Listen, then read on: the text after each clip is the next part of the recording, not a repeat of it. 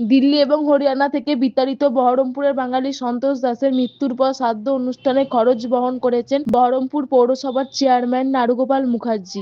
দারিদ্র ওই পরিবারের পাশে দাঁড়াতে দেখে শ্রাদ্ধের কুটুম্ব ভোজনের দিন মানবিকতা দেখিয়ে এগিয়ে এলো পাড়ার 15 জন যুবক। কৃতজ্ঞতা জানাতে বহরমপুর পৌরসভার চেয়ারম্যানের ছবি দেওয়া গেঞ্জি পরে নিমন্ত্রিত মানুষকে খাবার পরিবেশন করলেন ওই যুবকের দল। বহরমপুর পুরসভার চেয়ারম্যানের পাশে রয়েছেন দেখে খুশিতে চোখের জল ফেললেন মৃত সন্তোষ দাসের বাড়ির লোক। মানবিকতার আর এক নাম হয়ে উঠেছেন বহরমপুরের চেয়ারম্যান নারুগোপাল মুখার্জি।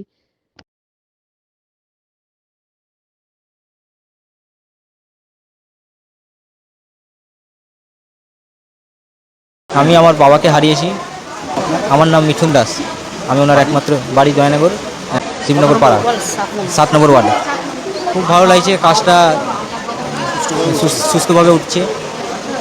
হ্যাঁ, নিজে এসেছে চেয়ারম্যান, আমাদের পাশে সামনে কাছে এসেছে, সব দেখেছে, জেনেছে, বললাম, সব সহযোগিতা করলো। তাকে আমি খুব ধন্যবাদ জানাচ্ছি।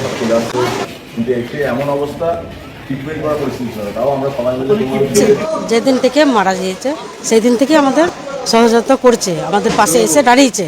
অনেক মৃত্যুর দিন থেকে আজ পর্যন্ত চেয়ারম্যান সাহেব আমাদের হেল্প করছে। আমাদের পাড়ারই সব 7 নম্বর ওয়ার্ডের সব টিম ধন্যবাদ জানাচ্ছে, আমার পাশে আছে, এই কাজটা উদ্ধার করে দিচ্ছে। স্বামী সন্তোষ দাস। আমার নাম পাতা দাস। বাড়ি 7 নম্বর ওয়ার্ড, দয়ানগর, শিবনগর। আমাদের খুব কাছের মানুষ ছিলেন সন্তোষ দাস। তিনি পরিযায়ী শ্রমিক ছিলেন এবং বাইরে হরিয়ানা, দিল্লি এসব জায়গায় কাজ করতেন। এবং তার গোটা পরিবার নিয়ে সেখানে চলে আসে এবং অসুস্থ হয়ে পড়ে দিনের পর দিন, এবং হঠাৎ করে সে মারা যান। এবার যেদিন মারা যান সেদিন থেকে আমরা আমার 7 নম্বর জনের যিনি ওয়ার্ড সভাপতি আছেন সুমন মণ্ডল, মানে নারুগোপাল মুখার্জির নির্দেশে তার পিছন ক্রিয়াকর্ম থেকে শুরু করে আজকে যে কালকে শ্রাদ্ধানুষ্ঠান হয়েছে, আজকে যে খাওয়া দাওয়া হচ্ছে 300 মানুষের, সেই পরিষেবাগুলো আমরা দিতে পেরে খুবই আনন্দিত। তার জন্য আজকে প্রায় 15 থেকে 20 জন ছেলে এখানে পরিষেবা দিচ্ছি সকাল থেকে।